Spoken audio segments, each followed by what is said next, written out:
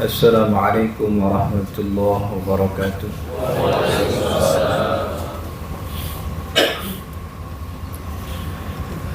Alhamdulillah, alhamdulillahi rabbil alamin. Nahmaduhu wa nasta'inuhu wa nastaghfiruh wa na'udzu billahi min shururi anfusina wa min sayyiati a'malina. Man yahdihillahu fala mudilla lahu wa man yudlilhu falan tajida lahu waliyyan mursyida. Ashhadu an la ilaha illallah wahdahu la syarika lah wa ashhadu anna sayyidana wa nabiyyana Muhammadan abduhu wa rasuluh. Allahumma salli wa sallim wa barik ala sayyidina Muhammadin wa ala alihi wa sahbihi wa man tabi'ahum bi ihsanin ila yaumiddin. Amma ba'du, fa ya ibadallah, usikum wa nafsi bitaqwallah faqad fazal muttaqun. Yaqulullahu ta'ala fi kitabihil karim, a'udzu billahi minasy syaithanir rajim. Ya ayyuhalladzina amanu taqullaha wa qulu qawlan sadida. Hadirin jamaah sidang salat Jumat yang dirahmati Allah. Satu waktu salah seorang sahabat Nabi bernama Sa'ad bin Abi Waqqas radhiyallahu anhu, beliau jatuh sakit dalam perjalanan haji bersama Nabi Muhammad sallallahu alaihi wasallam. Haji wada ketika itu tahun ke-10 Hijrah. Makin parah yang dirasakan sakitnya, akhirnya beliau meminta untuk dijenguk oleh Nabi Muhammad sallallahu alaihi wasallam ke tendanya. Datanglah kemudian Nabi menjenguk Sa'ad bin Abi Waqqas.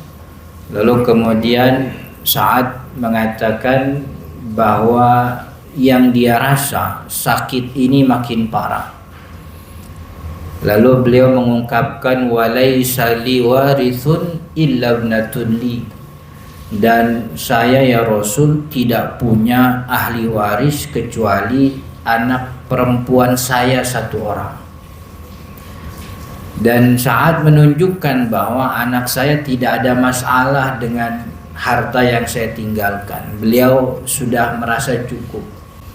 Akhirnya kata Sa'ad bin Abi Waqqas, karena tidak ada yang saya khawatirkan dari ahli waris saya ingin selepas wafat saya seluruh harta saya sedekahkan kepada engkau wahai Rasul untuk kepentingan dakwah Islam.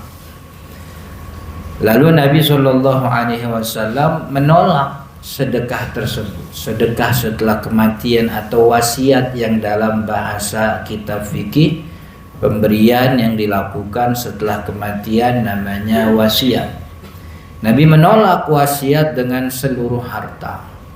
Tapi Sa'ad bin Abi Waqqas masih tetap ingin melakukan wasiat kepada Nabi.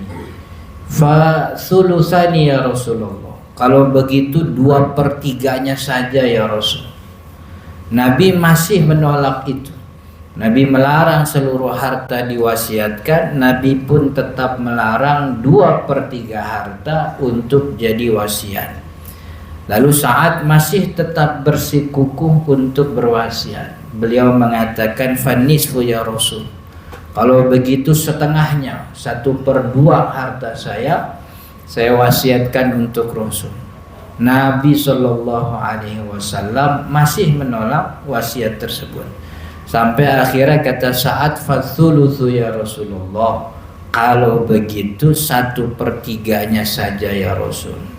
Nabi Shallallahu Alaihi Wasallam tidak menolak, menerima wasiat 1/3 sambil mengatakan fathuluthu kasir, 1/3 pun masih amat sangat banyak sekali untuk wasiat. Maka daripada itu, di dalam syariat kita ulama bersepakat wasiat itu tidak boleh melebihi 1/3 dari harta yang ditinggalkan.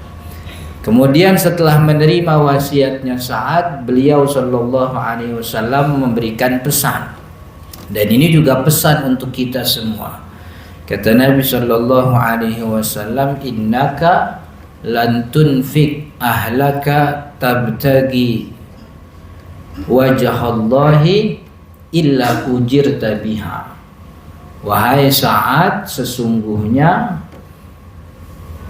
apa yang kau berikan kepada keluargamu sebagai nafkah, dan dalam pemberian itu engkau hanya berniat mencari ridhonya Allah, maka setiap dirham, setiap jenis nafkah yang engkau berikan itu dihitung sebagai sedekah, ada pahalanya.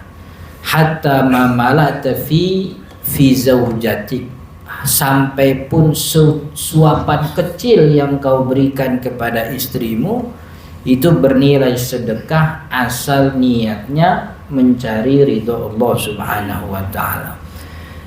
Di sini pesan Nabi Muhammad sallallahu alaihi wasallam menepis anggapan saat ketika itu dan mungkin anggapan kita sekarang sampai saat ini. Banyak di antara kita yang menganggap bahwa uang kita, hasil jeripayah kita itu menjadi pahala kalau kita sedekahkan ke masjid, kalau kita taruh di pesantren, kalau kita donasikan untuk yatim piatu, kalau kita mendirikan rumah-rumah peristirahatan bagi orang-orang tidak mampu yang muslim. Kita menganggap bahwa uang itu jadi pahala kalau sedekah, wakaf Al-Quran, sedekah pesantren dan sebagainya. Dan kita hampir tidak pernah menganggap bahwa nafkah itu juga bagian daripada cara kita untuk meraih pahala dari Allah Subhanahu wa taala. Maka Nabi mengatakan kepada Sa'ad bahwa jangan anggap yang namanya pahala itu dikasih ke Nabi, tapi apa yang engkau berikan kepada keluargamu, asal niatnya mencari ridho Allah, itu nilainya justru lebih baik daripada sedekah itu sendiri.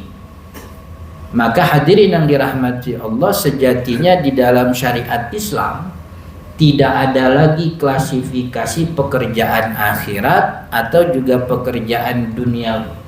Tidak ada pekerjaan duniawi atau ukhrawi. Semua pekerjaan kita di dunia itu bisa mendatangkan pahala asal niatnya mencari ridho Allah.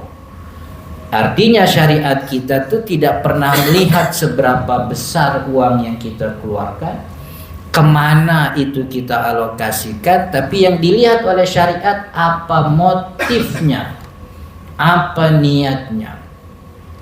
Karena kalaupun alokasinya ke tempat-tempat yang terlihat zahirnya ukhrawi, tapi kalau motifnya motif duniawi, tentu tidak juga bernilai pahala. Maka hadirin yang dirahmati Allah, lelahnya kita, bertahun-tahun kita bekerja, perginya pagi bahkan belum terbit matahari, pulangnya lelah, bahkan sudah gelap gulita, tak lagi bertemu dengan anak-anak, tidak sempat lagi bersenda gurau dengan pasangan. Kalau tujuannya hanya untuk mencari kekayaan, maka pasti akan lelah terus. Karena tidak pernah nafsu ini berhenti untuk mencari kekayaan, tidak akan pernah puas. Seperti minum air di lautan, air garam yang bukan bikin nyaman tapi justru mengeringkan tenggorokan, maka tidak akan pernah puas. Dan kalaupun kita keluar rumah bekerja niatnya agar bisa dibanggakan oleh istri, maka rasakan ketika nanti mendapati istri yang tidak pernah tahu terima kasih. Kalau kemudian keluar rumah kita niatin untuk agar bisa dikatakan sebagai ayah yang membanggakan oleh anak-anak, maka rasakan ketika nanti anak tidak pernah mengucap terima kasih, yang ada malah minta nambah terus. Kalaupun keluar rumahnya kita niatnya agar bisa dipandang sebagai menantu idaman, maka rasakan ketika nanti punya mertua yang kerjaannya banding-bandingin antara mantu satu dengan yang lain. Maka hadirin yang dirahmati Allah, satu-satunya yang menjadi cara kita untuk hidup aman, nyaman, dan berpahala, niatnya dilurusin.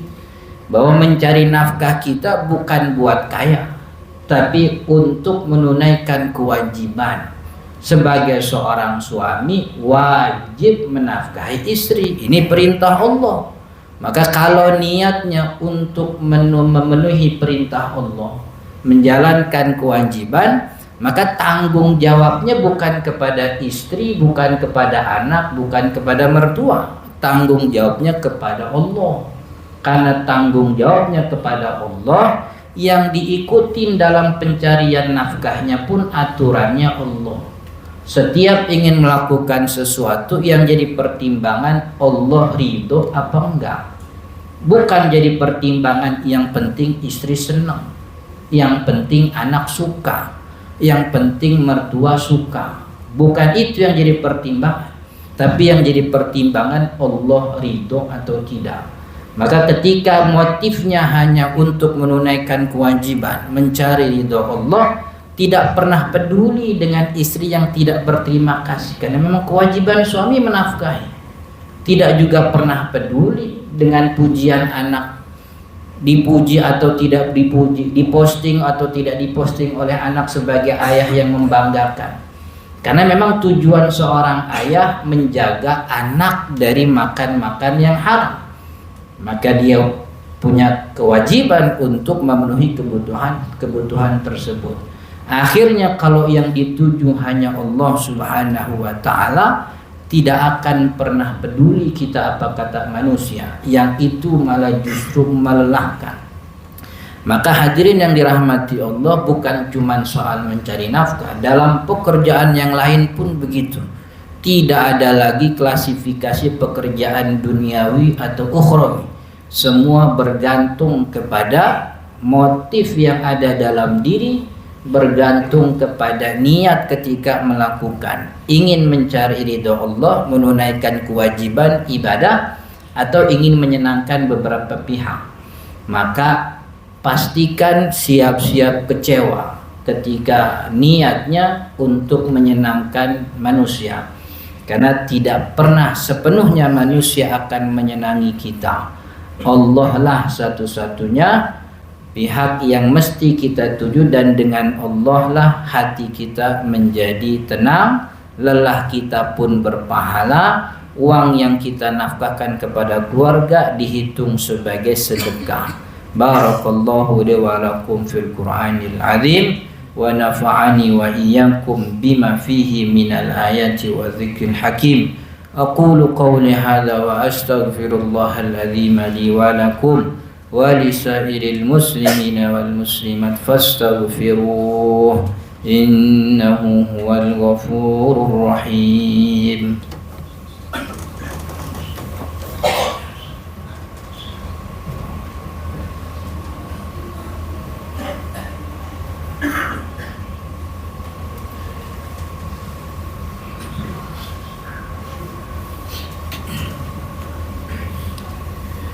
Alhamdulillah, nahmadullah hamdan wa nashkuruhu syukran. Ashhadu an la ilaha illallah wahdahu la syarika lah, wa ashhadu anna sayyidana wa nabiyyana Muhammadan abduhu wa rasuluh. Allahumma salli wa sallim wa barik ala sayyidina Muhammadin wa ala alihi wa sahbihi wa man tabi'ahum bi ihsanin ila yaumiddin. Amma ba'du, fa ya ibadallah, usikum wa nafsi bi taqwallah, faqad fazal muttaqun.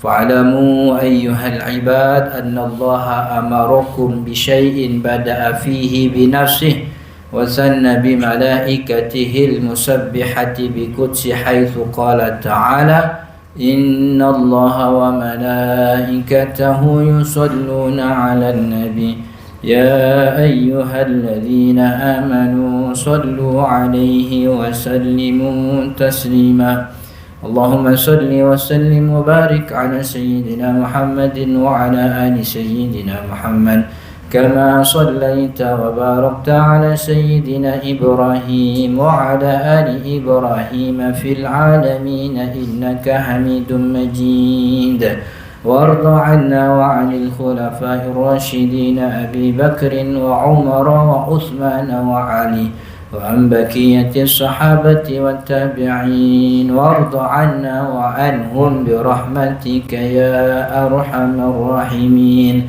اللهم اغفر للمؤمنين والمؤمنات والمسلمين والمسلمات الأحياء منهم والأموات اللهم أرنا الحق حقا وارزقنا اتباعه وأرنا الباطل باطلا وارزقنا اجتنابه اللهم انصر من نصر الدين واخذل من خذل الإسلام والمسلمين واجعل بلدتنا هذه إندونيسيا بلدة طيبة ورب غفور تجري فيها أحكامك وسنة رسولك ربنا آتنا في الدنيا حسنة وفي الآخرة حسنة وقنا عذاب النار عباد الله إن الله يأمر بالعدل والإحسان وإيتاء ذي القربى وينهى عن الفحشاء والمنكر والبغي يعظكم لعلكم تذكرون فاذكروا الله العظيم يذكركم واشكروه على نعمه يزدكم